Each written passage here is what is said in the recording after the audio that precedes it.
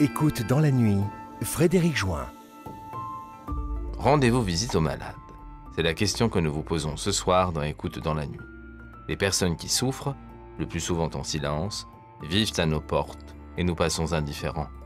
Comment s'y prendre pour les rejoindre? Rejoignez-nous pour évoquer cette question le jeudi 8 février de 22h à minuit. L'actrice Judith Godrèche a porté plainte contre le cinéaste Benoît Jacot pour viol avec violence sur mineur de moins de 15 ans et dénonce son emprise sur elle à l'adolescence. Bonjour Emery Christensen. Bonjour Pierre-Hugues. Une affaire qui s'ajoute à de nombreux autres dans le monde de la culture et des médias ces derniers mois. Il faut les voir, ces quelques minutes d'un documentaire de 2011 dans lesquels Benoît Jacot assume, avec le sourire face caméra, la transgression qu'était sa relation, mettons bien des guillemets sur ce mot, avec Judith Godrèche. Il avait alors la quarantaine, elle seulement 14 ans, je le cite. En principe, je n'avais pas le droit, je ne crois pas, mais ça alors, j'en avais rien à foutre. Comment ne pas être éberlué, horrifié, dégoûté devant de tels propos, devant un tel sentiment d'impunité, ou encore devant le fait que tout cela ne semble vraiment choquer qu'aujourd'hui, 35 ans après les faits, 13 ans après la diffusion de ces images.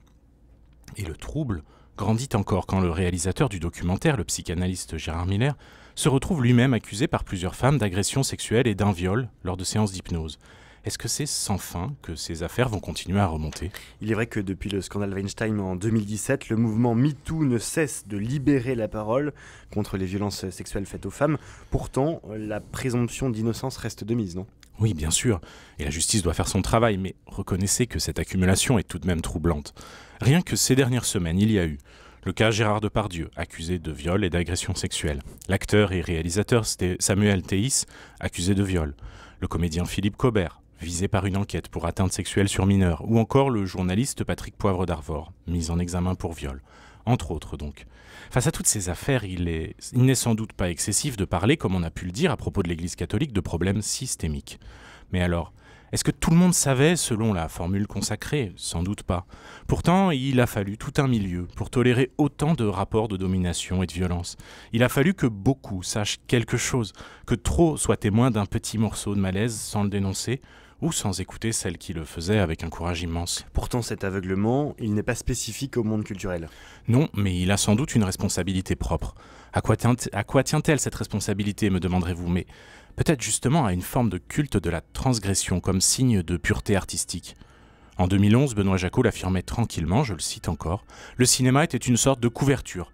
Et Gérard Depardieu a bâti une partie de son succès sur son animalité, comme on disait, sa capacité à choquer la morale catho-bourgeoise, morale dont on sait par ailleurs tout le mal que son propre culte du silence a pu faire.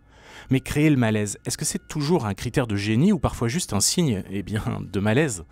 Le pire sans doute, c'est que cet empilement de petites lâchetés a encouragé et nourri le sentiment d'impunité des agresseurs, jusqu'à les aveugler et les enfermer eux-mêmes dans leurs fautes, qu'ils semblent ensuite sincèrement étonnés de se voir soudain reprochés.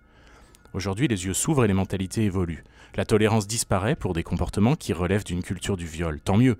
Ces changements sont nécessaires pour bâtir une société plus sûre.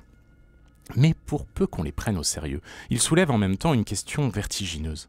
Quels sont encore nos aveuglements d'aujourd'hui, ceux qui, demain, nous laisseront éberlués, horrifiés, dégoûtés ? Merci beaucoup, Emeric Christensen de l'hebdomadaire La Vie. Justement, La Vie, qu'y a-t-il cette semaine à lire à la une de La Vie ? On reste dans un thème assez proche avec en couverture de l'hebdomadaire deux hommes, droits, dignes, Édouard Durand et Jean-Marc Sauvé. L'un a présidé la Ciivise, la commission qui a enquêté sur les cas d'inceste en France. L'autre, la SIAZ, donc celle qui a travaillé sur les violences sexuelles dans l'Église catholique. Ils nous racontent, ensemble, ils échangent sur les leçons qu'ils en tirent, les blessures qu'ils en gardent, l'espérance qu'ils conservent. Tout ça pour la protection de l'enfance, c'est un entretien passionnant à lire donc dans La Vie. À lire dans La Vie cette semaine. Merci beaucoup, Emeric Christensen. Vous êtes bien à l'écoute de RCF, il est 8h.